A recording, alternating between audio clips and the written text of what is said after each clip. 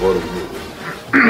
I think it just set up a level of competition. It's just compared to the OVC and playing the SEC team, it's just coming out knowing that you got to step your game up like 5 times better. You know, you got to bring your A game. So I just love, you know what I'm saying, stepping my game up and competing at a high level. So it'll be a great challenge for me, and I think my team will step up to the challenge and make our plays when they're called on. So. Rashad, is this game be honest now, don't give them any bulletin board stuff, Rashad. What does this game represent for you?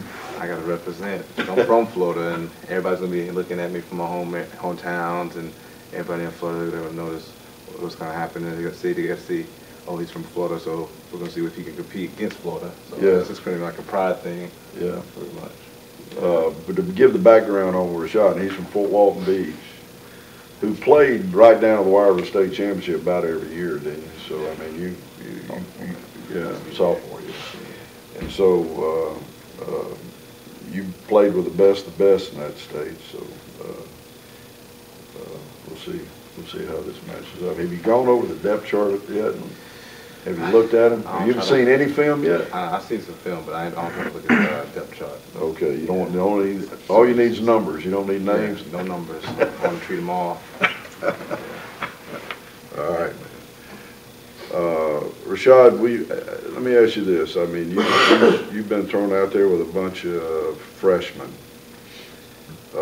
Some of them redshirt freshmen. Some of them maybe sophomores, but first-year players. And I know sometimes that's been tough for an experienced player and a consistent player like you. Do you feel like we'll rise up with the consistency to meet this challenge? I mean, have you? Yeah, I feel like we have a real good bond this year, and I saw it in a Tennessee Tech game. And if we can just bring the intensity and the confidence and the focus, then we won't worry about the experience pretty much. Okay. Yeah. This is a close bunch, you know, and I'm dependent on 11 playing with 1 is creating the synergies that make up the difference. That's what I'm dependent on, and I know what can happen. This bunch over here now, they're like a bunch of brothers when they get in the huddle. Because they all are generally older and hang out together, and for you guys, I think it's just a little bit more fragmented, but it appears to be getting to be, the point where y'all can have a step up effort like this game requires. So we'll get them right. We'll get them right. I depend on how that we've had our conversations. Questions? Coach Crowe, is this the most demanding of these games that you've played? Yes. This is the most demanding of these. Yes. It's a bigger stadium. We've seen talented fields. I mean, what are these guys ranked? 6, 7, depending on which one you look at. 6 at a piece. The ball could have bounced 2 ways, and they could be number 1. I mean, the difference between them and anybody else. I mean, so we haven't played anybody quite at this level, but we played some pretty close. Mm-hmm. Is there anything you could draw from the experience of the opener to this one? I mean, you bookended 2 top 10 teams. Yeah. Well, I think the fact that we can say we've met a start the game playing up challenge, which I thought we did in that game. I mean, we went out there and we played good from the get, and I think playing it from the get is the whole thing. I mean, how competitive you're going to play through the game starts at the beginning. If you can't start, and I've been at Florida, call it Clemson, call it Auburn, call it Arkansas. The mentality over there is just see if they're even serious about being here. That's what the mentality is in Florida. And I'm not saying that about Florida. I'm just saying that any time you have this play up, play down scenario, and you got to arrive and establish you're there to make your plays and to compete, which quite honestly, 7 out of 10 times it probably doesn't happen in this scenario. But, to say we've already said, yeah, we're up to that. We were up to it at Arkansas, and you know, every game is a different game, but I don't think we'll be overwhelmed by it. Just how strong is the defense that they have? I mean, I know what the numbers say, but What the numbers, well, just how strong are their front four, I think is, I cannot, and I haven't sat there and looked at film on anybody. I can't imagine, I know LSU's front four is really good. I can't imagine anybody's being much better. I mean, it goes NFL, NFL, NFL, NFL. I mean, they're good. And we're going to have to be really a lot more significantly dominant on defense than our offense. We're just going to have to be smart. You know, there's some things we normally would do, we're not going to do in this game. And we've played with a short stick around here before, some places. Short stick. No, I understand it. There's some things you're not going to do. Some of the things that you would normally do with your offense, we do not match up to do them in this game. The first part of this game plan starts with subtracting. Can't do that, can't do that, can't do that, can't do that. So we have to subtract some things. Then we'll go to a matchup kind of situation, and there are matchups.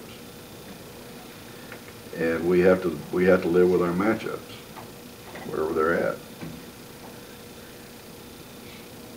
And Alan, how memorable is having the final game of your career at a place like you're going to, you know, Saturday, with it being a Florida as opposed to a SEMO or somebody like that, but where you're from? Talk about that a little bit. I think any athlete on this level would love to have their final game with the SEC team like Florida, and then they're a top 10 team. So I mean, it's all types of excitement going into this game. Any player will be excited for it. So I mean, I'm just with the rest of them, just ready to get to the game and play.